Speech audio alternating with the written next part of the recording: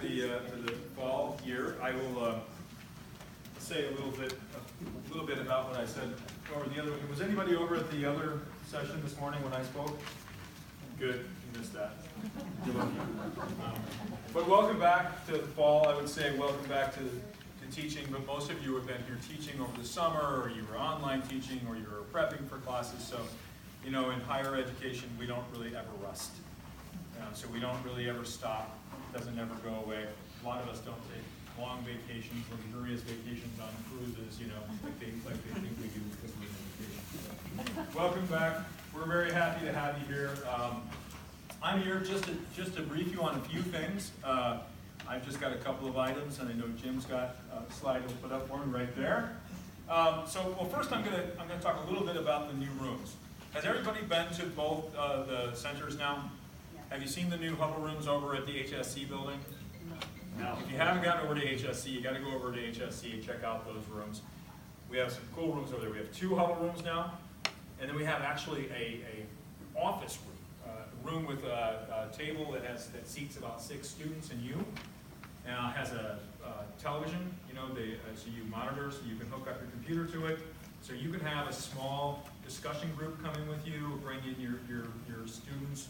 You know, if you've got a small group that you want to bring in to cover something more intricately, or if you want to grab a group, if you've got students and you're working in different groups and you want to bring them in, you just have to see Joan at the front desk. She will set up, they're going to have times, and you just sign in and you sign up for the times. The room over here, the Vic, there was a little bit of a slowdown on the room being constructed and finished. The door frames at the college are created and built, I think, in Sweden. So they order them, and then the Swedes take as long as they like to get them back to us. So the door frames only came in about 2 weeks ago, which then they couldn't put up the sheetrock, they couldn't finish the wiring. So all of that's getting finished, and it'll be finished, they promised me, within the next 2 weeks. So doors will be on, tables and furniture will be placed, and the plastic will come down, the dust will go away, the noise will go away, and everything should be up and ready. So there are some important things that we wanted to cover.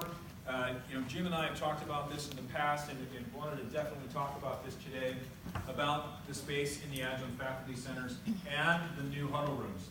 The new huddle rooms were really created for a couple of different reasons. We wanted to give you space that you could have meetings with your students. That was definitely something we wanted you to be able to do without having to find a classroom, without you doing it in the hallway, without you doing it at the library. You know, we wanted to have a good place where you could come and talk to your students, especially when you're talking about sensitive material. And you know, FERPA, the federal regulation that says that we really can't talk about a student's grades in front of other students, we can't talk to their parents, we can't, you know, it's only about them. Those are really important, that we maintain the privacy of our students. And really, these huddle rooms are going to be perfect for them. They're going to be a great place for you to have a discussion if you have a student that's having issues, or if you need to talk to them about something that is sensitive in nature. Now, they'll also be there for you to work with your students. We really want to keep them as that, though. These are areas that we want you to work with your students. We realize sometimes you want to get into a room and close the door so you can think. Because sometimes, and I know Vic especially, gets really crowded. And I get it, I understand. But let's try to keep those rooms really, really focused on what they're for, and they're for working with your students. They're at the front desk. We don't have all of the procedures yet done, but we will have a nice way of getting the room assigned. So what we're thinking about right now is that you'll be able to actually go in and do a room request through Astra. Does anybody know what Astra is? Some of you do, some of you don't.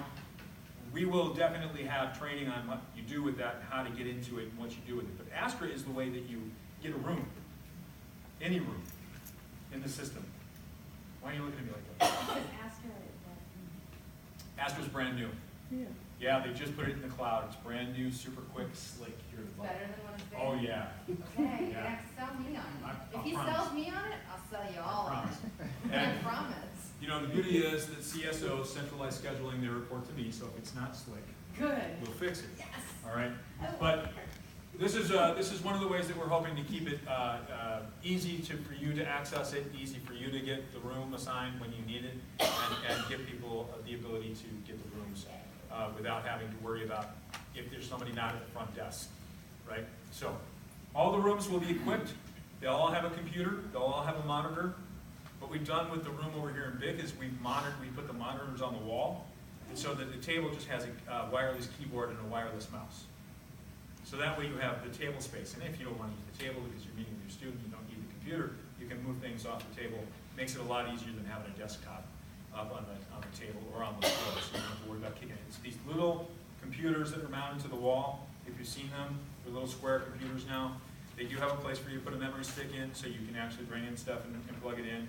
And obviously you can access all of the systems and all of your things from there. So we want you to make good use of that. Also, keep in mind that we have maintained and we will continue to maintain our relationship with Learning Commons.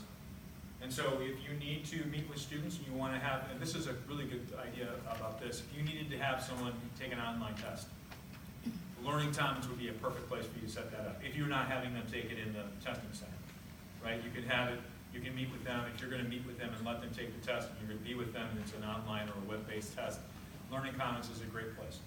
Diane Zacconi promises me that the scheduling for that area will be complete by the end of next week after they've sort of settled everything.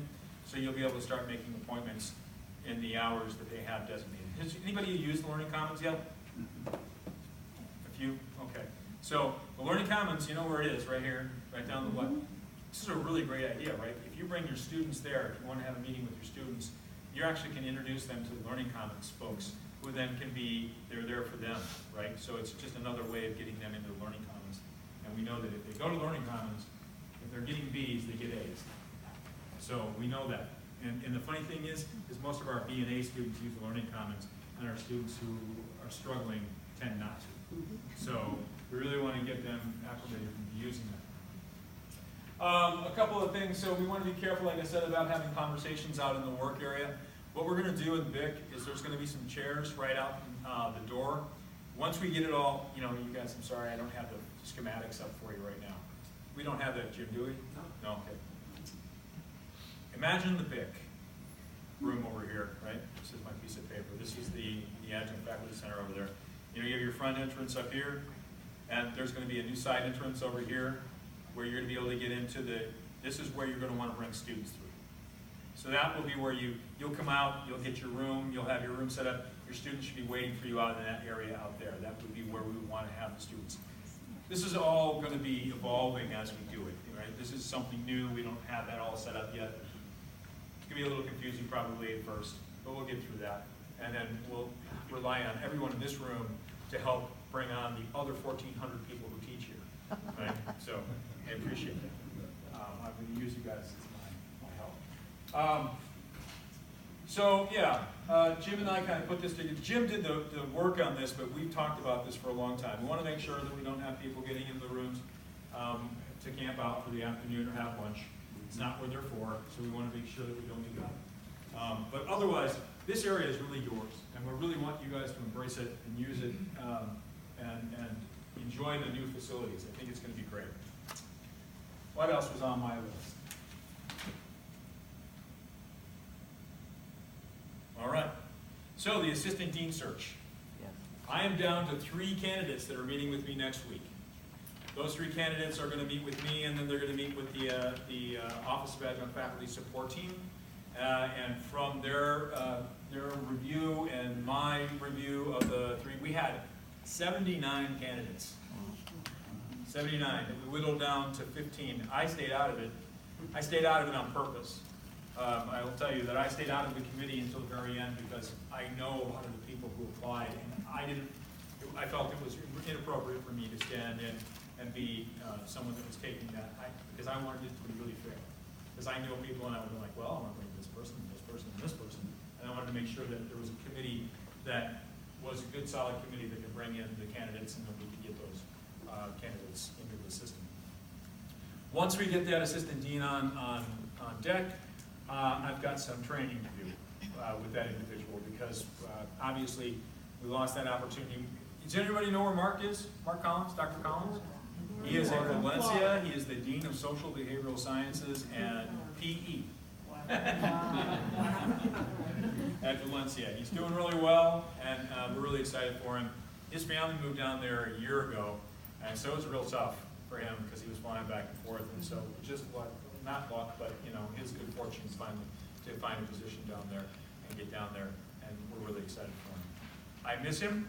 I miss his humor, and I miss the fact that I have to do all the extra work. I just changed the slide on you. That's good. That's good. So I've talked about the renovation status. I've talked about the consult rooms, and I talked about the assistant dean search. I am ready and willing for any questions. I have two questions. I have two answers, I hope. Good. The first one is, will we get more lockers? Well, we're going to have more lockers hopefully over at the HSC. We're in a crunch for space in the BIC. What about the lockers in the hall? Do we have access to those? Well, you can use the lockers in the hall, but they're public lockers, and so we wouldn't be able to give them to you for free. People pay for those lockers. Like daily or? Students, sometimes they do it for days at a time, weeks at a time. The second question is, you had up there about accessing the rooms. I know this past semesters, there was a sign-up sheet. Previously, we were able to sign up for a long period of time, because I meet with certain students throughout the semester. And this past few semesters, it was only weekly. But if I don't get to campus till like Tuesday or Wednesday is my first class, I miss the opportunity because I don't come in to physically sign in. So is that process? Astra will take care of that. So you'll be able to go through the system and locate that room throughout the semester and sign up for that room throughout the semester, instead of having to worry about going through the paper. So theoretically, if I had a student, like a special ed student, that I had made a reference to meet with every week because of the parent yada, yada, yada, I could sign up for the whole semester for that particular room for that time. Now, I'll double check on the amount, how long you can do that for, but I think it should at least be in 3-week blocks. Okay, that would work. Thank you. Is Astra on Blackboard? No. Astra is in the portal. So you'd have to go through the portal, and if you don't go through the portal, start going through the portal, inside COD, and then you have to get in there and you can find Astra, and then you have to, there's some work to it. I will send all the information you need to use to get into Astra as soon as I get it verified exactly that that's how we're going to do it. We're going to, for the time being, once the rooms are open, we might go with paper for a little bit as we move into this function.